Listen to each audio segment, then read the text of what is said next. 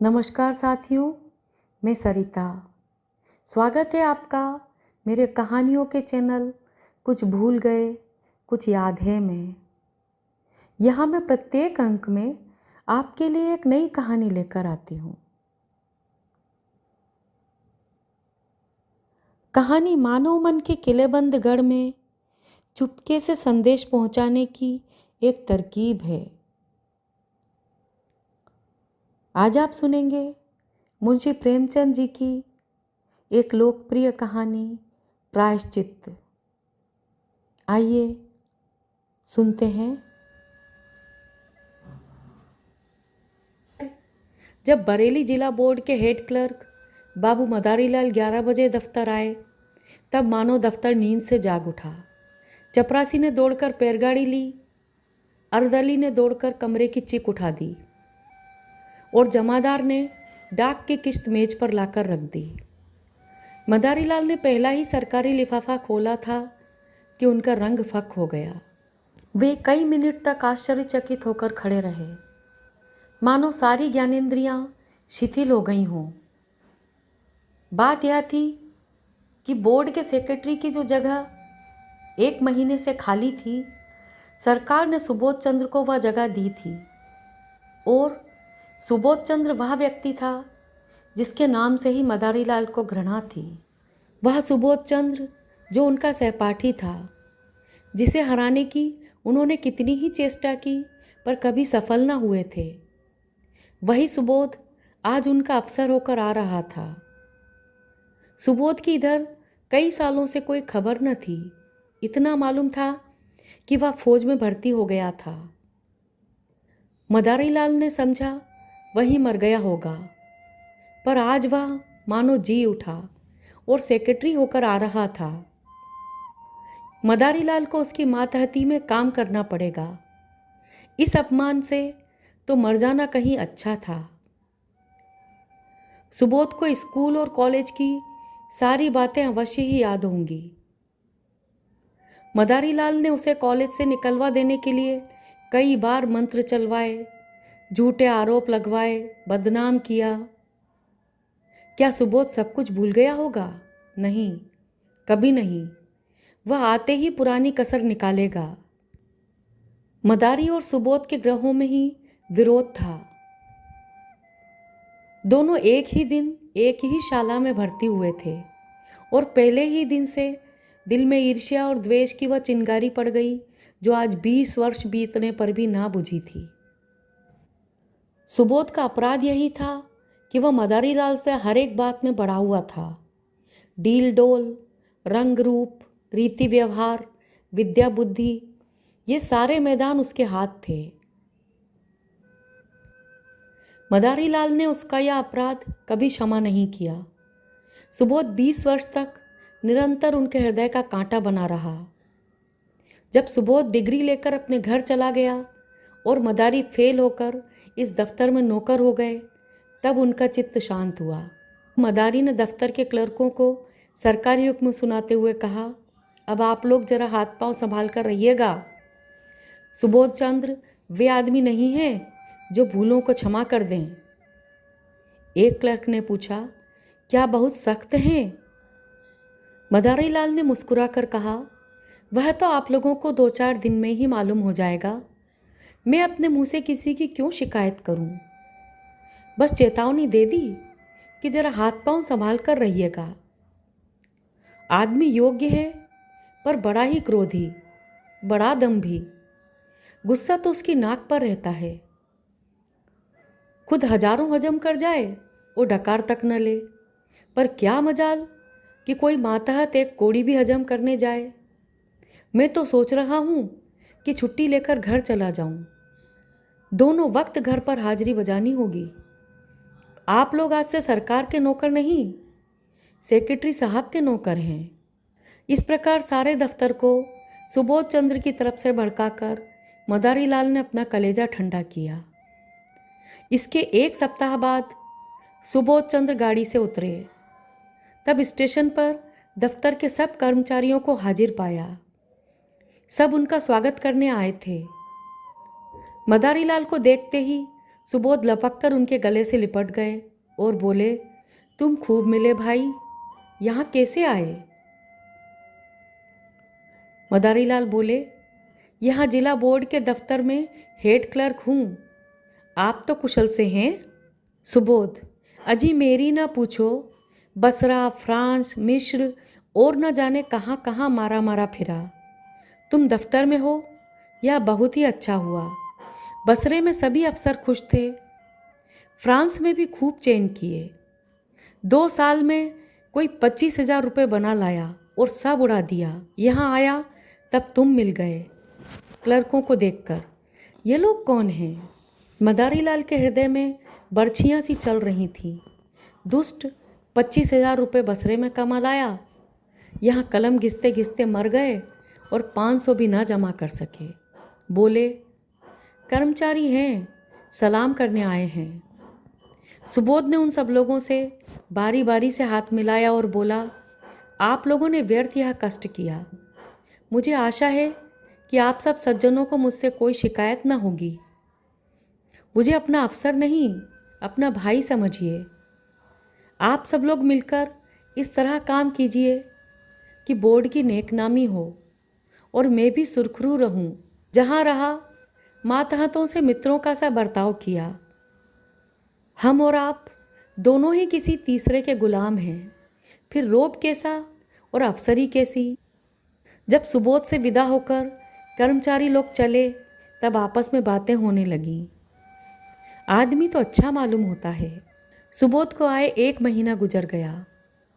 Board के clerk, अर्दली, चपरासी सभी उसके बर्ताव से खुश हैं, लेकिन द्वेष की आंखों में गुण और भी भयंकर हो जाता है। सुबोध के ये सारे सद्गुण मदारीलाल की आंखों में खटकते रहते हैं। उसके विरुद्ध कोई न कोई गुप्त षड्यंत्र रचते ही रहते हैं। सुबोध से यूं हंसकर मिलते थे, यूं चिकनी चुपड़ी बातें करते मानो उसके सच्चे मित्र हैं, पर घात में लगे रहते। एक दिन मदारीलाल सेक्रेटरी साहब के कमरे में गए तब कुर्सी खाली देखी। वे किसी काम से बाहर चले गए थे। उनकी मेज पर 5,000 के नोट पुलिंदों में बंधे हुए रखे थे। बोर्ड के मदरसों के लिए कुछ लकड़ी के सामान बनवाए गए थे, उसी के दाम थे।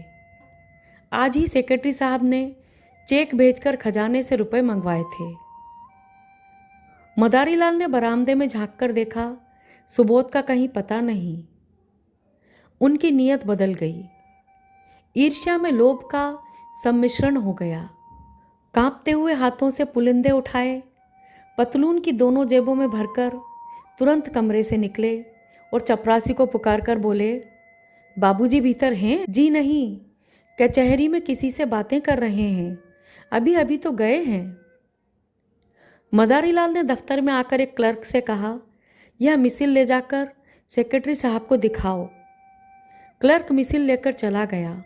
जरा देर में लौटकर बोला, सेक्रेटरी साहब कमरे में ना थे, फाइल मेज पर रख आया हूँ। मदारीलाल ने मुंह सिकोड़कर कहा, कमरा छोड़कर कहाँ चले जाया करते हैं, किसी दिन धोखा उठाएंगे। क्लर्क ने कहा, उनके कमरे में दफ्तर वालों के अलावा और कौन जाता है? मदारीलाल ने तीव्र स्वर में कहा, तो क्या दफ्तर वाले सबके सब देवता हैं? कब किसकी नीयत बदल जाए कोई नहीं कह सकता। आप जाकर उनके कमरे के दोनों दरवाजे बंद कर दीजिए। क्लर्क ने टालकर कहा, चपरासी तो दरवाजे पर बैठा हुआ है। मदारीलाल ने झुंझलाकर कहा, आपसे मैं जो कहता हूँ वह कीजिए। कहने लगे, चपरासी बैठा हुआ है, चपरासी कोई ऋषि है, मुनि है, चपरासी ही कुछ उड़ा दे। यह कहकर मदारीलाल खुद उठे और दफ्तर के द्वार दोनों तरफ से बंद कर दिए। जब चित्त शांत हुआ तब नोटों के पुलिंदे जेब से निकालकर एक अलमारी में कागजों के नीचे छिपाकर रख दिए। फिर आकर अपने काम में व्यस्त हो गए। सुबोध चंद्र कोई घंटे भर में लौटे। मदारीलाल ने खड़े होकर मृदु तिरस्कार दिखाते हुए कहा, साहब गुस्ताखी माफ़ हो। आप जब कभी बाहर जाएं, चाहे 1 ही मिनट के लिए क्यों ना हो, तब दरवाज़ा बंद कर दिया करें। आपकी मेज पर रुपए पैसे और सरकारी कागज पत्तर बिखरे पड़े रहते हैं। ना जाने किस वक्त किसकी नीयत बदल जाए। मैंने अभी सुना कि आप कहीं गए हैं, तब दरवाजे बंद कर दिए। सुबोध चंद्र द्वार खोलकर कमरे में गए। सहसा ठेकेदार ने आकर सलाम किया। सुबोध कुर्सी से उठ बैठे और बोले, तुमने बहुत देर कर दी, तुम्हारा ही इंतजार कर रहा था। 10 ही बजे रुपए मंगवा लिए थे। रसीद लिखवा लाए हो ना? ठेकेदार, हुजूर रसीद लिखवा लाया हूँ। सुबोध, तो अपने रुपए ले जाओ। यह कहकर सुबोध ने मेज पर निगाह डाली, तब नोटों के पुलिंदे ना थे। सोचा शायद किसी फाइल के नीचे दब गए हों। कुर्सी के समीप के सब कागज उलट पुलट डाले, मगर नोटों का कहीं पता नहीं। नोट कहाँ गए? अभी तो यहीं मैंने रख दिए थे।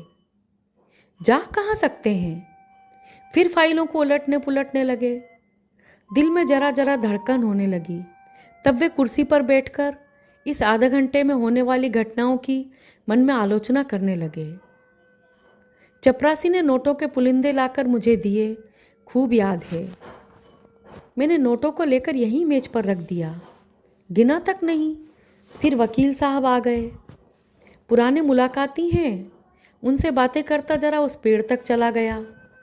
उन्होंने पान मंगवाए, बस इतनी ही देर हुई। जब गया हूँ तब पुलिंदे रखे हुए थे, खूब अच्छी तरह याद है। तब ये नोट कहाँ गायब हो गए? शायद दफ्तर में किसी ने सावधानी के लिए उठाकर रख दिए हों। यही बात है, मैं व्यर्थ ही इतना घबरा गया। छी!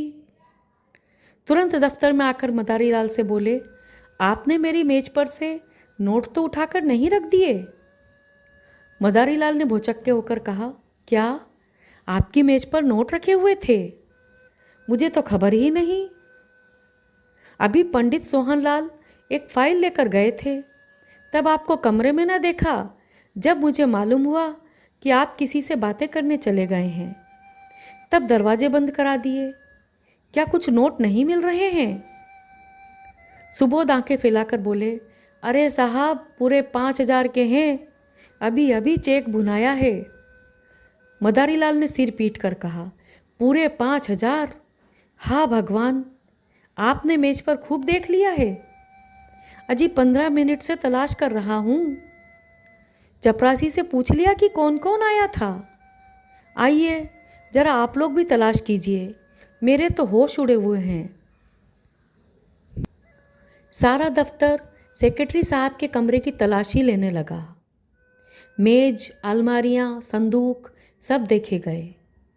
रजिस्टरों के वर्क उलट पुलट कर देखे गए, मगर नोटों का कहीं पता नहीं। कोई उड़ा ले गया, अब इसमें कोई शुबा ना था। सुबोध ने एक लंबी सांस ली और कुर्सी पर बैठ गए। चेहरे का रंग फक हो गया। मदारी लाल ने सहानुभूति दिखाते हुए कहा, गजब हो गया, और क्या। आज तक कभी ऐसा अंधेर ना हुआ था। मुझे यहाँ काम करते 10 साल हो गए, कभी धेले की चीज़ भी गायब ना हुई। मैं आपको पहले दिन सावधान कर देना चाहता था कि रुपए पैसे के विषय में होशियार रहिएगा, मगर नियति थी, ख्याल न रहा। जरूर बाहर से कोई आदमी आया और नोट उड़ाकर गायब हो गया। चपरासी का यही अपराध है कि उसने किसी को कमरे में जाने ही क्यों दिया। यहाँ से तो केवल पंडित सोहनलाल एक फाइल लेकर गए थे, मगर दरवाजे से ही झांक कर चले आए। सोहनलाल ने सफाई दी, मैंने तो अंदर कदम ही नहीं रखा साहब, अपने जवान बेटे की कसम खाता हूँ, जो अंदर कदम रखा भी हो। मदारी लाल ने माथा सिकोड़कर कहा, आप व्यर्थ में कसम क्यों खाते हैं? कोई आपसे कुछ कहता है? सुबोध के कान में। बैंक में कुछ रुपए हों तो निकाल कर ठेकेदार को दे दिए जाएं, वरना बड़ी बदनामी होगी। नुकसान तो हो ही गया, अब उसके साथ अपमान क्यों हो? सुबोध ने करुण स्वर में कहा, बैंक में मुश्किल से 200-400 रुपए होंगे भाईजान। रुपए होते तो क्या चिंता थी। समझ लेता जैसे 25,000 रुपये उड़ गए, वैसे ही 30,000 भी उड़ गए। यहाँ तो कफन को भी कौड़ी नहीं। उसी रात को सुबोध चंद्र ने आत्महत्या कर ली। इतने रुपयों का प्रबंध करना उनके लिए कठिन था। मृत्यु के पर्दे के सिवा उन्हें अपनी वेदना, अपनी विवशता को छिपाने की और कोई आड़ न थी। दूसरे दिन प्रातः चपरासी ने मदारीलाल के घर पहुंचकर आवाज़ दी। मदारीलाल को रात भर नींद न आई थी। घबराकर बाहर आए। चपरासी उन्हें देखते ही बोला, हुजूर, बड़ा गजब हो गया। सेक्रेटरी साहब ने रात को गर्दन पर छुरी फेर ली। मदारीलाल की आंखें ऊपर चढ़ गईं, मुंह फैल गया। छुरी फेर ली? जी हाँ, आज सवेरे मालूम हुआ। पुलिस वाले जमा हैं, आपको बुलाया है। लाश अभी पड़ी हुई है? जी हाँ, अभी डॉक्टरी होने वाली है। सब बड़े बड़े अफसर जमा हैं। हुजूर, लाश की ओर ताकते नहीं बनता। कैसा भला मनुष्य हीरा आदमी था। सब लोग रो रहे हैं। छोटे छोटे 2 बच्चे हैं, एक सयानी लड़की है ब्याहने लायक। बहूजी को लोग कितना रोक रहे हैं, पर बार बार दौड़कर लाश के पास आ जाती हैं। अभी इतने ही दिन आए हुए, पर सबसे कितना मेल जोल हो गया था। रुपए की तो कभी परवाह ही नहीं थी। दिल दरियाब था। मदारीलाल के सिर में चक्कर आने लगा। पूछा, बहूजी बहुत रो रही थीं? कुछ ना पूछिए हुजूर, पेड़ की पत्तियां झड़ी जाती हैं, आंखें फूलकर गूलर हो गई हैं। कितने लड़के बतलाए तुमने? हुजूर, 2 लड़के हैं और 1 लड़की। नोटों के बारे में भी बातचीत हो रही होगी? जी हाँ, सब लोग यही कहते हैं कि दफ्तर के किसी आदमी का काम है। दरोगा जी तो सोहनलाल को गिरफ्तार करना चाहते थे, पर शायद आपसे सलाह लेकर करेंगे। सेक्रेटरी साहब तो लिख गए हैं कि मेरा किसी पर शक नहीं है। क्या सेक्रेटरी साहब कोई खत लिखकर छोड़ गए हैं? हाँ, मालूम होता है। छुरी चलाते वक्त याद आई कि सुबह में दफ्तर के सब लोग पकड़ लिए जाएंगे। बस कलेक्टर साहब के नाम चिट्ठी लिख दी। चिट्ठी में मेरे बारे में भी कुछ लिखा है।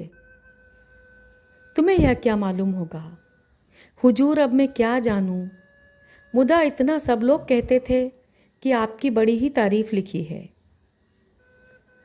मदारीलाल की सांस और तेज हो गई। आंखों से आंसू की 2 बड़ी बड़ी बूंदें गिर पड़ी। आंखें पोंछते हुए बोले, वे और मैं एक साथ के पड़े थे नंदू। 8-10 साल साथ रहा। साथ उठते बैठते, साथ खाते, साथ खेलते। बस इसी तरह रहते थे जैसे 2 सगे भाई रहते हों। कफन का इंतजाम हो गया है? नहीं हुजूर, कहा ना कि अभी लाश की डॉक्टरी होगी। हमारे दफ्तर के सब लोग आ गए होंगे? जी हाँ, इस मोहल्ले वाले तो सभी थे। मदारीलाल जब सुबोध चंद्र के घर पहुँचे, तब उन्हें ऐसा मालूम हुआ कि सब लोग उनकी तरफ संदेह की आंखों से देख रहे हैं। पुलिस इंस्पेक्टर ने तुरंत उन्हें बुलाकर कहा, आप भी अपना बयान लिखा दें। और सबके बयान तो लिख चुका हूँ। मदारीलाल ने ऐसी सावधानी से अपना बयान लिखाया कि पुलिस के अफसर भी दंग रह गए। उन्हें मदारीलाल पर शुबा होता था, पर इस बयान ने उसका अंकुर भी निकाल डाला। इसी वक्त सुबोध के दोनों बालक रोते हुए मदारीलाल के पास आए और कहा, चलिए, आपको अम्मा बुलाती हैं। मदारीलाल यहाँ तो रोज ही आते थे, पर घर में कभी नहीं गए थे। यह बुलावा सुनकर उनका दिल धड़क उठा। कहीं इसका मुझ पर शुबा ना हो, कहीं सुबोध ने मेरे विषय में कोई संदेह न प्रकट किया हो। कुछ झिझकते और कुछ डरते हुए भीतर गए। इन्हें देखते ही उस अबला के आंसुओं का कोई दूसरा स्रोत खुल गया और लड़की तो दौड़कर इनके पैरों से लिपट गई। मदारीलाल को उन तीनों की आंखों में ऐसी अथाह वेदना, ऐसी विदारक याचना भरी हुई मालूम हुई कि वे उनकी ओर देख न सके। उनकी आत्मा उन्हें धिक्कारने लगी। जिन बेचारों को उन पर इतना विश्वास, इतना भरोसा, इतनी आत्मीयता, इतना स्नेह था, उन्हीं की गर्दन पर उन्होंने छुरी फेरी। उन्हीं के हाथों यह भरा पूरा परिवार धूल में मिल गया। इन असहायों का अब क्या हाल होगा। मदारीलाल को इतनी आत्मग्लानि हुई कि उनके मुंह से तसल्ली का एक शब्द भी ना निकला। उन्हें ऐसा जान पड़ा कि मेरे मुख में कालिख पुती है, मेरा कद कुछ छोटा हो गया है। उन्होंने जिस वक्त नोट उड़ाए थे उन्हें गुमान भी ना था कि उसका यह फल होगा। वह केवल सुबोध को तंग करना चाहते थे, उसका सर्वनाश करने की इच्छा न थी। शोकातुर विधवा ने सिसकते हुए कहा, भैया जी, हम लोगों को वे मझधार में छोड़ गए। अगर मुझे मालूम होता कि मन में यह बात ठान चुके हैं तो अपने पास जो कुछ था वह सब उनके चरणों में रख देती। मुझसे तो वे यही कहते रहे कि कोई न कोई उपाय हो जाएगा। आप ही के मार्फत वे कोई महाजन ठीक करना चाहते थे। आपके ऊपर उन्हें कितना भरोसा था कि कह नहीं सकती।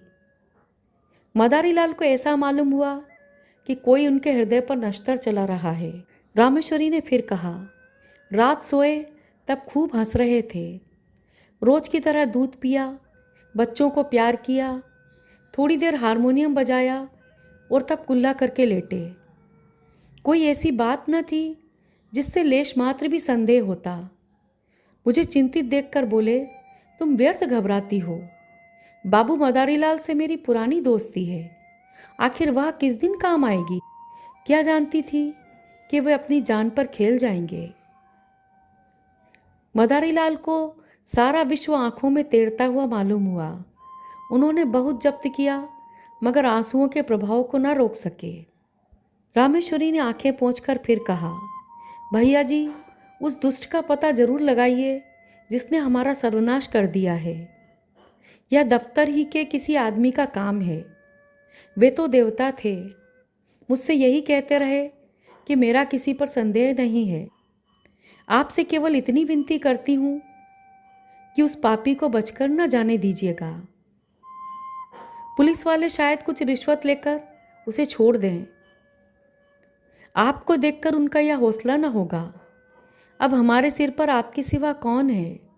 मदारीलाल के मन में एक बार ऐसा उबाल उठा कि सब कुछ खोल दें, साफ कह दें, मैं ही वह दुष्ट, वह अधम, वह पामर हूँ। इसी दशा में बैठे बैठे उनके सिर में ऐसा चक्कर आया कि वे जमीन पर गिर पड़े। तीसरे पहर लाश की परीक्षा समाप्त हुई। अर्थी जलाशय की ओर चली। सारा दफ्तर, सारे हुक्काम और हजारों आदमी साथ थे। दाह संस्कार लड़कों को करना चाहिए था पर लड़के नाबालिग थे, इसलिए विधवा चलने को तैयार हो रही थी कि मदारीलाल ने जाकर कहा, बहू जी, ये संस्कार मुझे करने दो। तुम क्रिया पर बैठ जाओगी तो बच्चों को कौन संभालेगा। सुबोध मेरे भाई थे, आखिर मेरा भी तो उन पर कुछ हक था। रामेश्वरी ने रोकर कहा, आपको भगवान ने बड़ा उदार हृदय दिया है भैया जी, नहीं तो मरने पर कौन किसको पूछता है। मदारीलाल ने दाह संस्कार किया। 13 दिन तक क्रिया पर बैठे रहे। 13वें दिन पिंडदान हुआ। ब्राह्मणों ने भोजन किया, भिखारियों को अन्नदान दिया गया, मित्रों की दावत हुई और यह सब कुछ मदारीलाल ने अपने खर्चे से किया। सारे शहर में उनके यश की धूम मच गई। मित्र हो तो ऐसा हो। 16वें दिन विधवा ने मदारीलाल से कहा, भैया जी, अब हमें घर जाने दीजिए, वहाँ देहात में खर्च भी कम होगा और कुछ खेतीबाड़ी का सिलसिला भी कर लूँगी। किसी न किसी तरह विपत्ति के दिन कट ही जाएंगे। मदारीलाल ने पूछा, घर पर कितनी जायदाद है। रामेश्वरी, जायदाद क्या है, एक कच्चा मकान है और 10-12 बीघे की काश्तकारी है। मदारीलाल, कुछ रुपए बैंक में जमा है। विधवा, जमा तो एक पाई भी नहीं है भैया जी, उनके हाथ में रुपए रहने ही नहीं पाते थे, बस वही खेती का सहारा है। मदारीलाल ने एक क्षण सोचकर कहा, तो आप अपने घर जाने के बदले मेरे घर चलिए। जैसे मेरे बाल बच्चे रहेंगे वैसे ही आपके भी रहेंगे। आपको कष्ट ना होगा। विधवा की आंखें सजल हो गईं। बोली, मगर भैया जी सोचिए। मदारीलाल ने बात काट कर कहा, क्या दो भाइयों के परिवार एक साथ नहीं रहते? सुबोध को मैं अपना भाई समझता था और हमेशा समझूंगा। विधवा का कोई उज्र ना सुना गया। मदारीलाल सबको अपने साथ ले गए और आज 10 साल से उनका पालन कर रहे हैं। दोनों बच्चे कॉलेज में पढ़ते हैं और कन्या का एक प्रतिष्ठित कुल में विवाह हो गया है। मदारीलाल और उनकी स्त्री तन मन से रामेश्वरी की सेवा करते हैं। मदारीलाल सेवा से अपने पाप का प्रायश्चित्त कर रहे हैं। आज की कहानी यहीं खत्म होती है। ईर्ष्या और अहंकार ही मानसिक तनाव और अपमान का कारण बनते हैं। अतः दूसरों की उन्नति से ईर्ष्या करने के बजाय उनसे प्रेरणा लेकर स्वयं को बेहतर बनाना चाहिए। मैं सरिता अब आपसे विदा लेती हूँ। कल फिर मिलूँगी एक नई कहानी के साथ। नमस्कार।